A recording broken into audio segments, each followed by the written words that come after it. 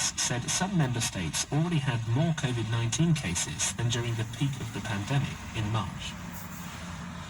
A spokesperson for the Russian opposition leader, Alexei Navalny, says his bank accounts have been frozen and his apartment seized as part of a lawsuit. The move will make it more difficult for him to return. Mr. Navalny, who's now being treated in Germany, was poisoned with the nerve agent Novichok, used previously against President Putin's opponents.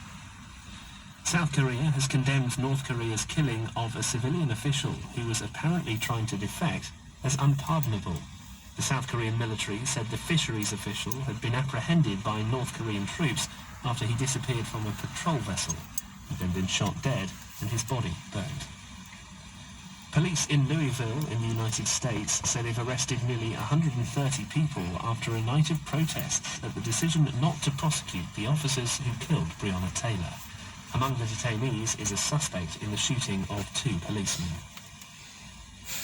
More than 1,000 people have protested outside Thailand's parliament as lawmakers debated a plan to amend the constitution. Following months of widespread demonstrations, pressure is building on the government to institute changes that would redistribute power away from the ruling pro-military party and the Thai royal family. BBC News. This is World Business Report from the BBC World Service. Hello and welcome. I'm Will Bain with you live from London. On the programme today, plates are smashed and hopes of a bounce back for business is dashed in Israel as a second lockdown is toughened up, closing businesses, transport, bars and those frustrated plate-smashing restaurateurs. We'll have reaction from Jerusalem and Tel Aviv.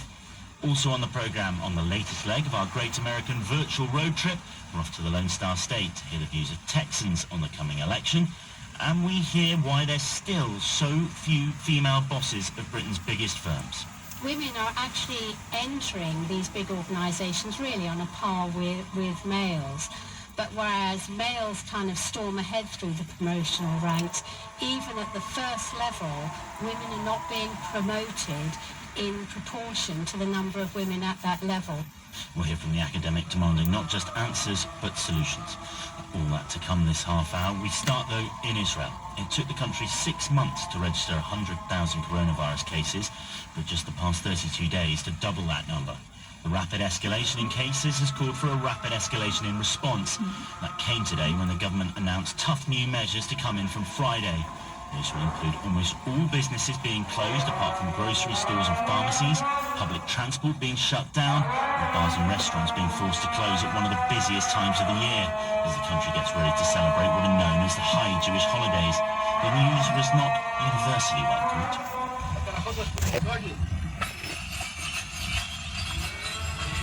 Restaurateurs across the country protesting by filming themselves smashing plates outside their premises.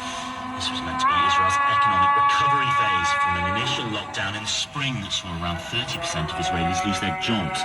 Mehel Shrivastava, the Jerusalem correspondent for the Financial Times, told us more about what the government has announced.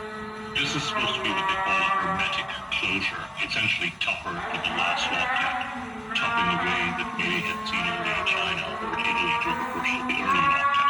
If they get everything that they've asked for, there'll be no flights out of the country, very little public transport, just for people who are ill or people who are elderly and require it, and essentially completely empty streets for at least 2-3 weeks.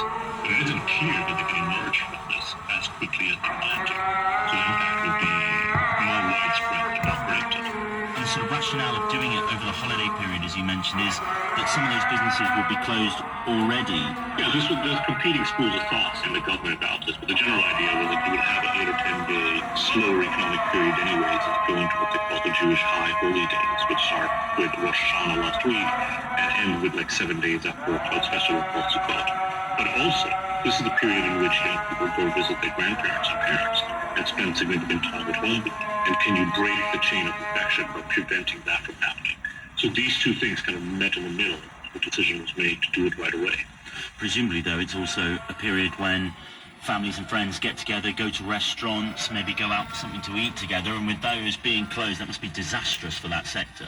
Restaurants, etc., are going to be completely devastated. There is the possibility that many of them will stay open for delivery, but that already wasn't very helpful in the last lockdown around. And throughout Tel Aviv and Jerusalem, you now see, as you see in many parts of the world, just closed shop fronts because people are living on essentially unemployment insurance from government. This was supposed to be the period of recovery, and it's now a period where there's been another shock to the knee Israeli economy. You mentioned